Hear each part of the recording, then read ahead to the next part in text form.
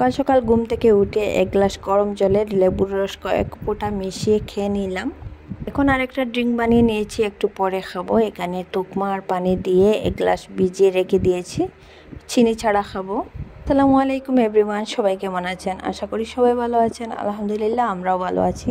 এই ড্রিঙ্ক বানিয়ে খেলে শরীরের ফ্যাট কমে যাবে এবং শরীরে সারাদিন এনার্জি থাকবে। এদিকে চা বানিয়ে আমি নিয়ে ঘুরছিলাম পুরা গড়। আমার শাশুড়িকে খুঁজে পাচ্ছি না, ও যে কোথায় গিয়ে বসে আছে।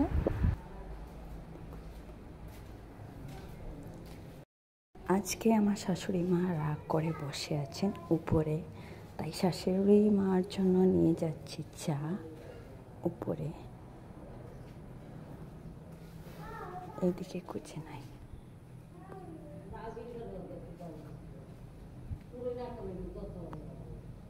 তো তানভীর গাইস লাইনে থাকেন, শাশুড়ি মায়ের রিয়াকশন।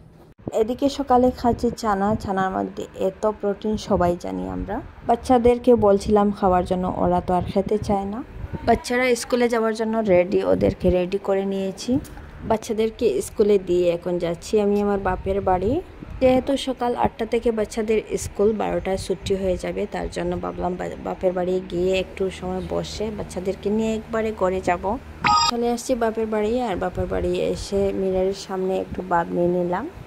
আমাকে আসতে কেউ দেখেনি, আমার ছোট বোন ঘুমিয়ে আছে, আমার মা কাজে ব্যস্ত। বাপের বাড়ি থেকে চলে আসছি। অনেকক্ষণ ধরে রায়ানের সাথে ঝগড়া করছিলাম, তুই আমাকে মা ডাক মা ডাক। অফ ক্যামেরায় তো ও আমাকে সবসময় মা ডাকে বলে।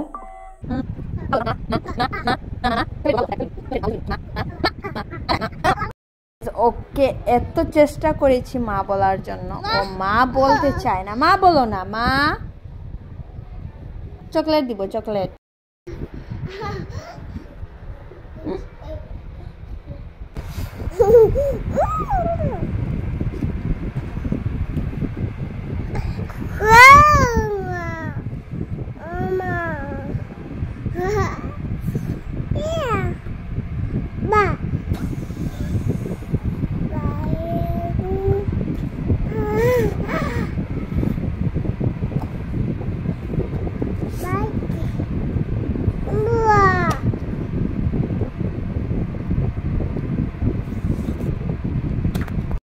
গাইস হঠাৎ করে বৃষ্টি চলে আসছে।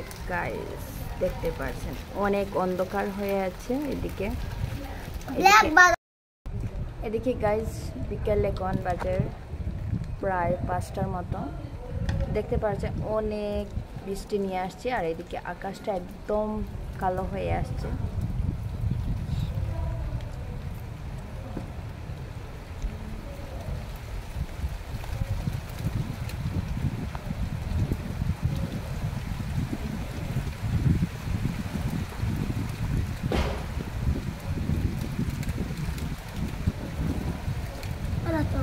এতদিন ধরে রোদ দিচ্ছিল, এত গরমও দিচ্ছিল, আর এক ফোঁটা বৃষ্টিতে সব গরম ভুলে গিয়েছি। ডেইলি বৃষ্টি দিলে ভালো লাগে না, হঠাৎ করে বৃষ্টি দিলে এত ভালো লাগে, সেই ভালোবাসার মতো। ভালোবাসার পর সারাদিন দুঃখ কষ্ট করার পর যদি একটু ভালোবাসা পেয়ে যায়, সব দুঃখ কষ্ট ভুলে গিয়ে ওই ভালোবাসার পথে চলে যায়, তাই না? আল্লাহ হাফিজ।